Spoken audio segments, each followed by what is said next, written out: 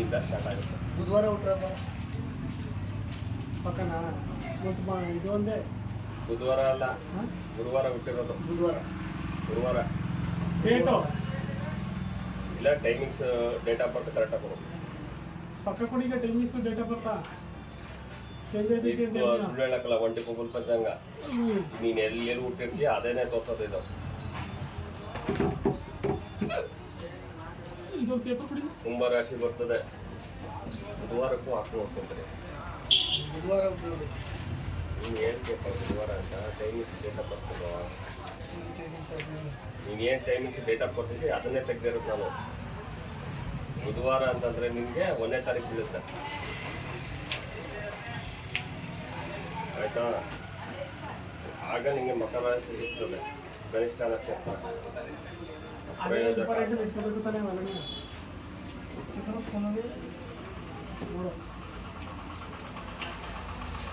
ಈ ಶೀಟ್ ಬಿಡತ್ತಲ್ಲ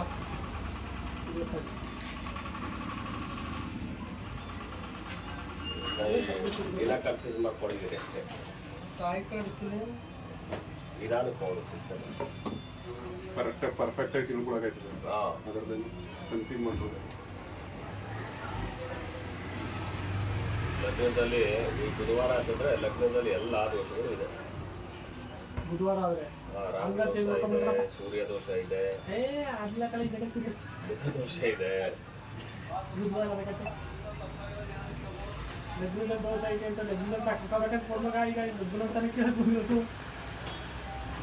ತಾಯಿ ಕಳಿಸ್ತು ಬರೀ ಆಯ್ತು ನೋಡು, ನಿಧಾನಕ್ಕೆ ಒಂದೇ ಥರ ಯಾರು ಇದ್ರೆ ಹಾಕ್ಸ್ಕೊ.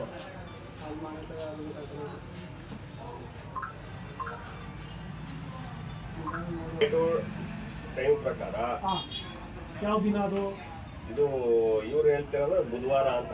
ಅವ್ರು ಹೇಳಿದ್ ಬೇಡ ಬೇಡ, 2ನೇ ತಾರೀಕು ಬೀಳುತ್ತೆ ಗುರುವಾರ.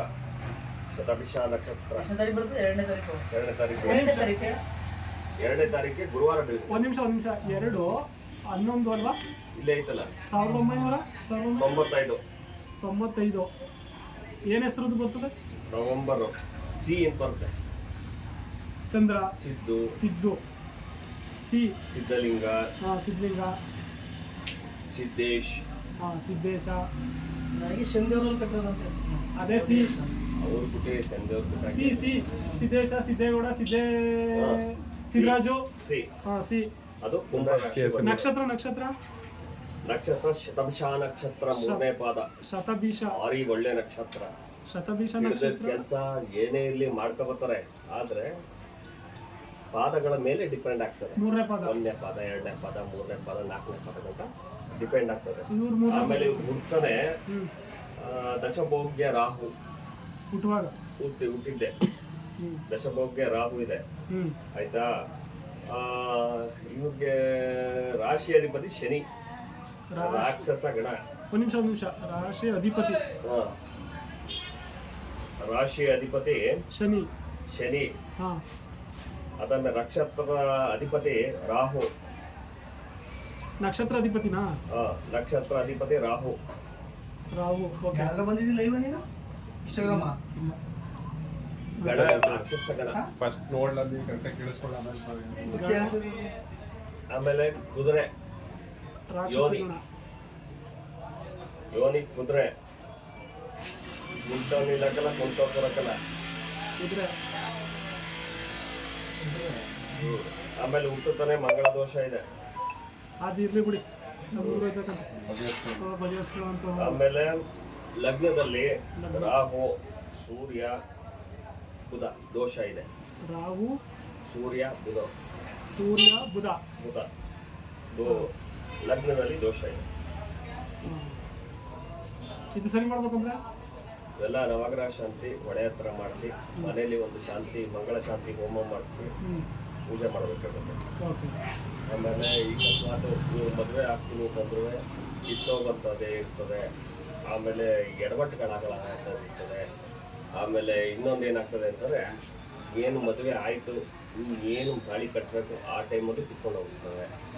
ಆಮೇಲೆ ಏನೋ ಒಂದು ಆಚಾರ ತತ್ವಗಳು ನಡೀತಾನೆ ಇರ್ತವೆ ಲಗ್ನ ವಿಚಾರದಲ್ಲಿ ಬಂದರೆ. ಆಮೇಲೆ ಇವ್ರಿಗೆ ಒಂದು ಮನಸ್ಸು ಸೀಮಿತ ಇರೋದಿಲ್ಲ. ಆಮೇಲೆ ಈಗಿನ ಪರಿಸ್ಥಿತಿಯಲ್ಲಿ ಚೋರರಿಂದ ಹಾನಿ ಈ ವರ್ಷ ಚೋರರಿಂದ ಹಾನಿ, ಕೂಡಿದ ಹಣ ಅಪವ್ಯಯ. ಒಳ್ಳೇದು ಕೆಲಸ ಆದರೂ ಕೂಡಿದ ಹಣ ಒಳ್ಳೇದಕ್ಕೆ ಖರ್ಚಾಗೋದಿಲ್ಲ, ವೇಸ್ಟ್ ಖರ್ಚಾಗ್ತದೆ. ಸ್ವಲ್ಪ ಜೋಪಾನವಾಗಿ ನಾವು 10 ರೂಪಾಯಿ ಖರ್ಚು ಮಾಡಬೇಕು ಅಂದ್ರೆ ಕಷ್ಟಪಟ್ಟಿದ್ದ ಅರಿವು ನಮ್ಗೆ ಇರಬೇಕು. ಸರಿ. ಆಮೇಲೆ ಕೀರ್ತಿ ಅಂತಿದೆ ಹೆಸರು, ಅಂದ್ರೆ ನಂಬಿದವರು ಮೋಸ ಮಾಡ್ತಾರೆ. ಕೀರ್ತಿ ಅಂತಂದ್ರೆ ನಿಮ್ ಜೊತೆಲೆ ಇರ್ತಕ್ಕಂಥವ್ರು ಬಿತ್ತರ ಮಾಡೋದು, ಏನೋ ಸರಿ ಲಗಣ ಅಂತನೋ ಇಂತನೋ ಹಾಗೆ ಹೀಗೆ ಮಾಡೋದು. ಆಮೇಲೆ ಒಂದು ಸ್ವಲ್ಪ ಭಯ ಪ್ರಸಂಗಗಳಿದ್ದಾವೆ. ಭಯ ಪ್ರಸಂಗಗಳು ಅಂತಂದ್ರೆ ನೀವೆಲ್ಲರೂ ಹೋಗಬೇಕಾದ್ರೆ ಮೂದಾರಿ ಆಗ್ಲಿ, ಬೇರೆ ಕಡೆ ಆಗ್ಲಿ, ನಿರ್ಜನ ಪ್ರದೇಶ ಆಗ್ಲಿ ಹೋದಾಗ ಸ್ವಲ್ಪ ಜೋಪಾನ ಹೋಗಿ ಬರಬೇಕು. ಅದಕ್ಕಾದಂಥ ಸೇಫ್ಟಿ ನಮ್ಮ ಹತ್ರ ಇರಬೇಕು. ಆಮೇಲೆ ಶನಿ ಇವ್ರನ್ನ ಇನ್ನೂ ಗೊತ್ತಿಲ್ಲ, ಶನಿ ಶಾಂತಿ ಮಾಡಿಸ್ಬೇಕಾಗತ್ತೆ. ಶನಿ ಶಾಂತಿ ಈಗ ಪ್ರೆಸೆಂಟ್ ಈಗ ಮಾಡಿಸ್ಬೇಕಾಗಿರ್ತಕ್ಕಂಥದ್ದು. ಈಗ 7 ವರ್ಷದಿಂದ ಇವಕ್ಕೆ ಕೊನೆ ಚರಣದಲ್ಲಿ ಇದೆ.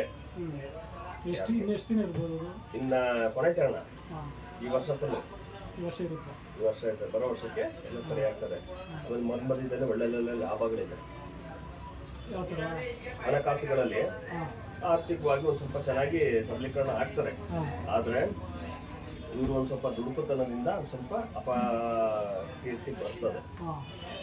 ಲಾಭ ಐತೆ, ದುಡುಕುತನದಿಂದ ಮಾತ್ರ ಅಪಪ್ರಚಾರ ಕೀರ್ತಿ ಇರುವಂತದ್ದು ಇರ್ತದೆ.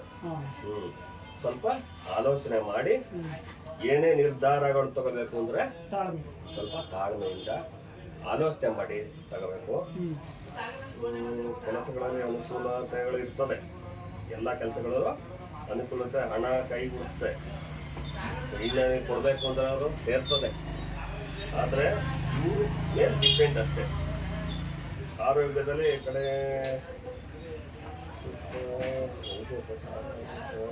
ಆರೋಗ್ಯದಲ್ಲಿ ಪರವಾಗಿಲ್ಲ.